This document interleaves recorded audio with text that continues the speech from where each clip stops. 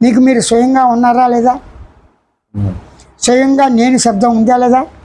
అంటే స్వయంగా నేనుకు మాత్రమే స్వయంగా ఉన్నది. నేను, మీరు, వారు, వీరు, ఆమె, అతడు, ఎవరికి వారే స్వయంగా ఉన్నాం. స్వయంగా దేహంగా ఉన్నాం, స్వయంగా మనోబుద్ధి అహంకారంతో ఉన్నాం, స్వయంగా నిద్ర కలమించే జ్ఞానకరం అంతా కూడా ఉన్నాం. మరి ఇవన్నీ రూపాలు నామాలతో మారుతూ చేస్తూ ఉన్న స్వయంగా ఉన్నాను, స్వయంగా ఉన్నాను ఎరుక ఎప్పుడు ఉందా లేదా? ఎరుక లక్షణంతో ఎరుకను గుర్తించవచ్చుగా. అలాగే ఉంది. ఇంకేం చెప్పండి. గమనించే లక్ష్యంతో స్వయం గమనిక సాక్షిత్వం చైతన్యంతో ఎరుకని గుర్తించి గమనించండి. ఇప్పుడు టెన్షన్ ఉందా మీకు? ఇరిటేషన్ ఉందా? ప్రెషర్ ఉందా? ఇలా ఉంటే అలాగుంది. చెప్పండి. No tension, no struggle, no pressure. ఇలా ఉంటే అలా ఉంది. ఈ ప్రశాంతం నిద్రపోతూ వచ్చిన దాంతో పోలిక అవసరం లేదుగా. దేవుడు ఉన్నాడు, భార్య పిల్లలు ఉన్నారు, నాస్తికత, ప్రకృతి, ప్రసక్తి లేదుగా. ఏముంది?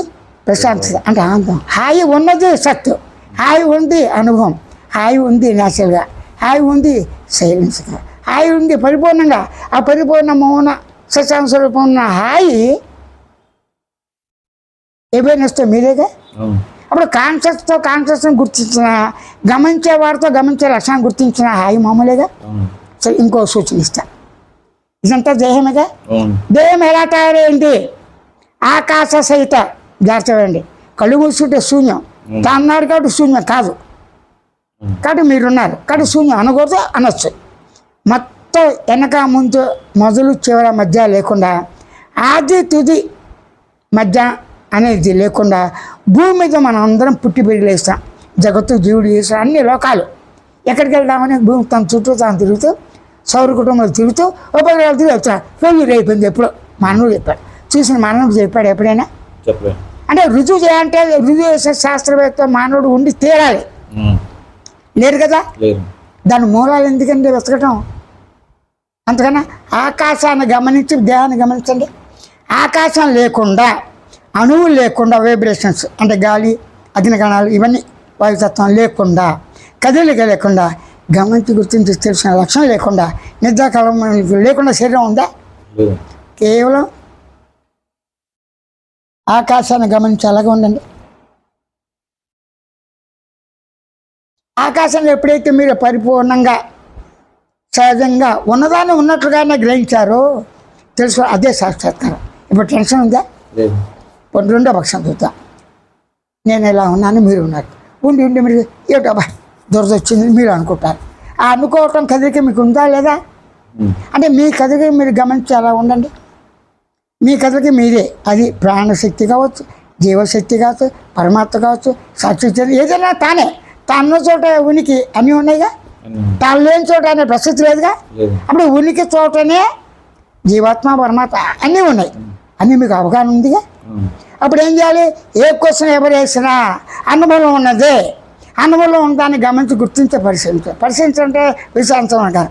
ఒక కాయ చెప్పి పరిశీలించండి, ఇది బాగుంది, బాగోలేదు, అదొద్దు. యాజిటీగా వస్తువు ఎలా ఉంది?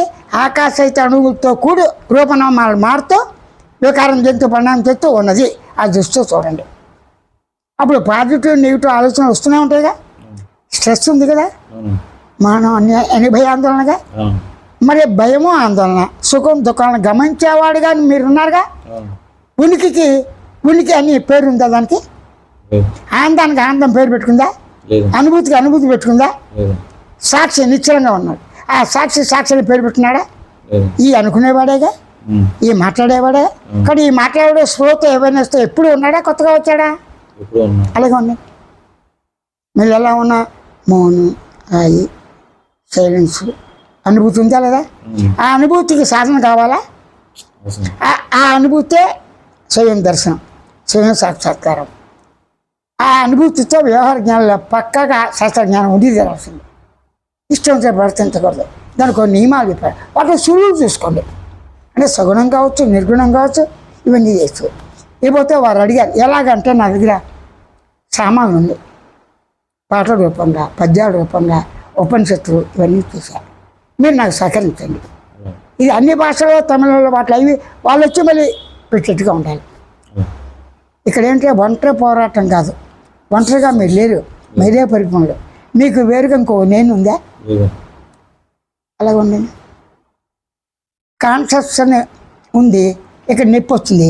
నొప్పి స్ఫురిస్తుందా లేదా? స్ఫురించటం అంటే ఏంటి? ఆ నొప్పి యొక్క నొప్పిని గుర్తిస్తారు. ఇక్కడ దురదగా ఉందిరా అని మీలో ఉంటారు. అంటే ట్యాబ్లెట్ ఇచ్చానరా, ఇది ఇంకా వాచినట్టుంది. ఇవన్నీ మీరు అనుకోవటంలో ఆ నొప్పికి కూడా దానికి చైతన్యం ఉందిగా. ఆ చైతన్యం ఎలా వచ్చింది? మ్యాగ్నెట్ దగ్గర వెళ్ళిన విద్యుత్ దగ్గరికి వెళ్ళి మీరు పట్టుకోవాలా? విద్యుత్ మీ దగ్గరికి వస్తుందా? మ్యాగ్నెట్ దాని కష్టం వెళ్ళాలి. ఈ అనుకునేవాడు ఇలా అనుకున్నారు, కొంచెం ఎప్పటికి ఇలా తూళ్ళలాగా వచ్చేసింది రెప్పపాట్లో. ఆ రెప్పపాట్లో నేను శబ్దం ఉందా? ఎక్కడుంది? నేననే శబ్దం తూళ్ళలో నేను శబ్దం లేదు అక్కడ, లేదుగా. అనుభూతి ఉందిగా. అనుభూతికి వస్తే ఏమంటున్నారు? అరే నేను శబ్దం లేని స్థితి గమనించి గుర్తించి తెలుసుకునే ఎరుగుతూ ఉన్న లక్షణం కూడా లేదు. అది దేహ సంబంధం లక్షణమే లేదు. ఇక దేహ ప్రసక్తి ఉందా? పాజిటివ్ నెగిటివ్ పాపం పుణ్యం ఆ ప్రసక్తి లేదుగా. అప్పుడు దాన్ని ఏమంటారు? అనిర్వచమైన అనుభూతితో ఎరుగుతో గుర్తించి ఊరకుండి వ్యవహార జ్ఞానంలో అందరికీ భక్తి కర్మయోగ జ్ఞాన విచారణతో కూడా అన్నింటినీ కూడా శాస్త్ర ప్రకారంగా ఇంకా సులభమైన పద్ధతి చెప్పండి. చేయండి. ఆన్సర్ అయిందా? మీకేమైనా డౌట్ ఉందా? ఇప్పుడు మీరు కళ్ళు తెరండి, మీరు కళ్ళు మూసుకోండి.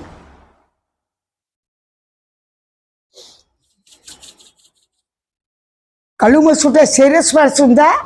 అస్థిరంధ్రం